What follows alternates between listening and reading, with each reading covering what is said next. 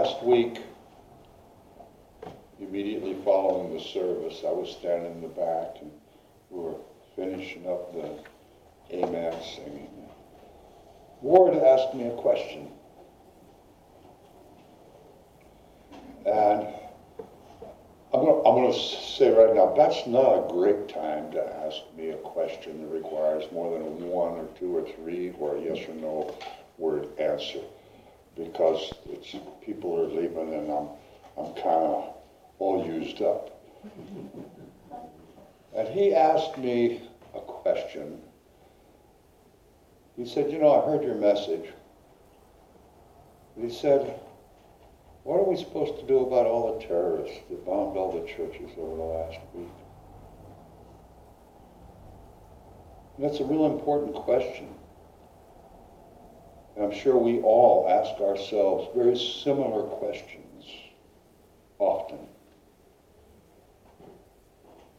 And being very quick on my feet, I told Ward, well, we could track them all down and shoot them, I guess. And I kind of shined him on. But I thought about that question and my inability to give him an answer at that point in time. So I'm going to try to do that today, Ward. I think that for any one of us to think we can fix that, it's not going to happen. Human beings, I talked last week about accepting the fact that there are 8 billion opinions, 7.5 billion opinions, almost any subject. There's 7.5 billion different beliefs on what's right and wrong. And it's important that we be aware of that and accept that fact. We don't have to accept the beliefs or agree with them or anything, but just know there's 7.5 billion human beings out there, all listening to a different tune.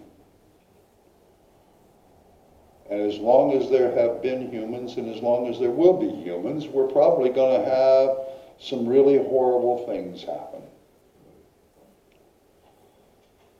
But it seems to all of us, I think, that these horrible things happen more than just because there's some crazy dude winged out, slipped the surly bonds of sanity and did something weird. We want to solve the shooting up in the schools. We want to solve the hate crimes. And there's the word. If we look at all of the things that we consider to be horrible, what is the cause of that? And that's what we have to fix. The cause of most of the horrible things in this world is probably 3 things: fear and hate and greed. And those 3 things are the foundation for all of the garbage that goes on in our world today. And how do we fix that?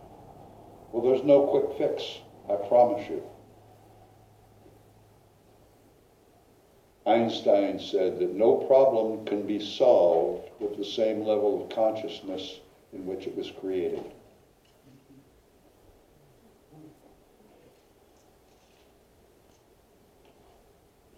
So, I may get the cart before the horse. I thought about this, and I got a lot of things to say about this, but when we ask ourselves, what can I do? How do we deal with this?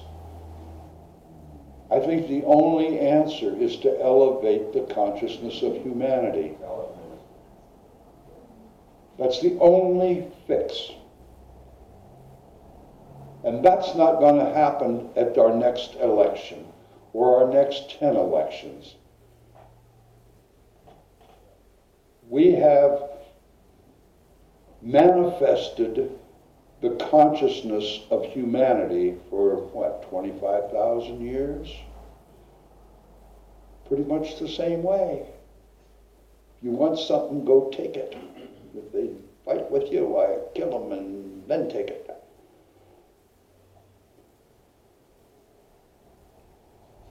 A few weeks ago, I don't remember how long, a few weeks ago, I talked about do the math. We're awake about 112 hours a week. It varies, but figure 100 hours a week. We're awake. Of those 100 hours, how many of those hours do we spend focused on acting, thinking, and saying at a level of consciousness that has the good of the whole in mind? And how many hours of that week are we, what's good for me? What do I want? Oh, I gotta go get this. And that jerk, if he does that again, I'm gonna smack him. How many hours? Do the math. To solve this problem of injustice, of outrageous murder, of extortion, we have to elevate the consciousness of this planet. So when you add up your hours, when you do your homework, when you think about, when you are aware of the consciousness of every hour of your life, of a week, are you part of the solution or are you part of the problem? Every one of us is part of the solution sometimes, and every single one of us is part of the problem sometimes. How much sometimes? In both directions.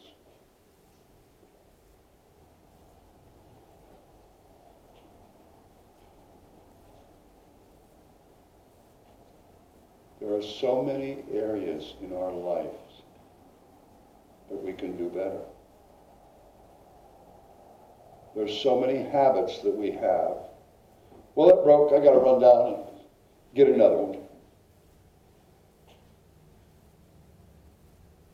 We consume and we consume. We take and we take. We take from people. We take their energies. We take their love. We take their money. We take and we take and we consume and we consume. What do we give back? What do we put out there and share for the rest of the humanity to consume? Is it thoughtfulness? Is it compassion? Is it empathy? Or is it fear? Or is it hatred? Or is it greed?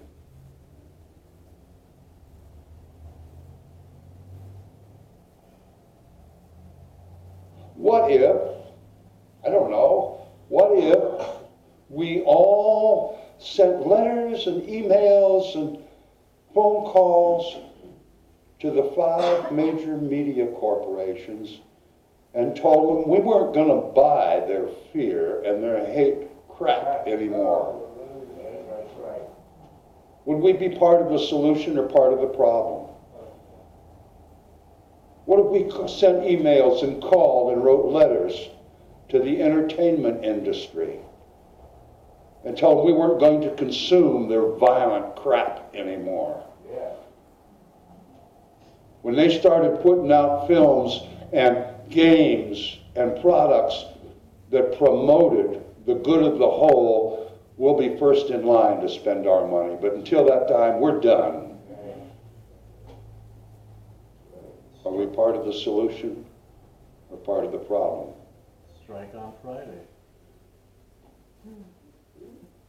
If we sent our politicians letters and emails and phone calls and told them we're sick of hearing about the fear and the hatred and the injustice, that we expected them to start legislating for the good of the whole instead of the good of their sponsors, would we be part of the solution or part of the problem? There is no finite answer to Ward's question. That's up to each one of you. But I'm challenging every one of us to think 112 hours a week. We're emitting our energy, our thoughts, our words, and our actions out into this world. Are we part of the solution? Are we part of the problem? And until 51% of our time is part of the solution, the consciousness of this world is not going to change a whole lot. It's going to take probably centuries for the consciousness of humanity to get to the point where it's no longer acceptable to have violence be any type of solution to any problem. That being hateful is no longer acceptable. We've been doing that for 25,000 years. It's not going to change in the next even 100 years. But if we don't start to become part of that change, part of that solution, it's not going to happen at all. And humanity shall not survive, I don't think.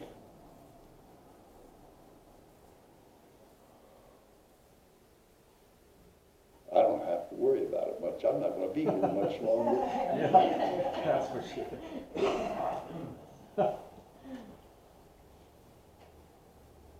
I think, this is just an opinion, I could certainly be wrong. Most of the people in this room are mature. That means we got maybe ARC cards. We have more discretionary time than working people. I think all of us old farts ought to really start organizing. We got nothing to lose. That's right. We got nothing to lose. And let's give them hell. Yeah. All of them. Tell it. And let's start really being part of the solution.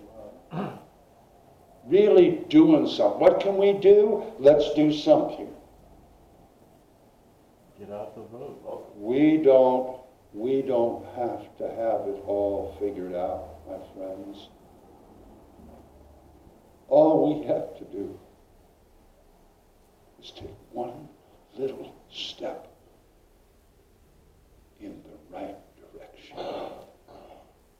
And that right direction is the one you choose. When you decide, I want to be part of the solution, not part of the problem.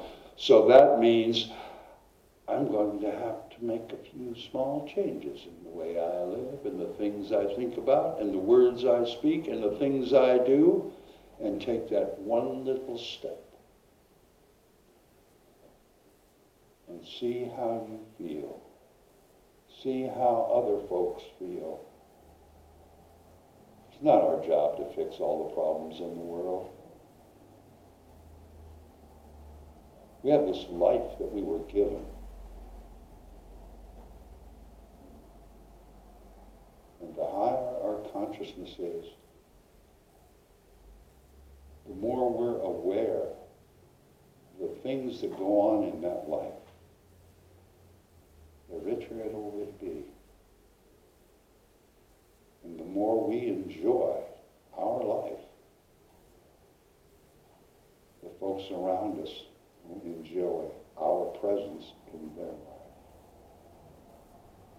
And I believe that's a fact. It is.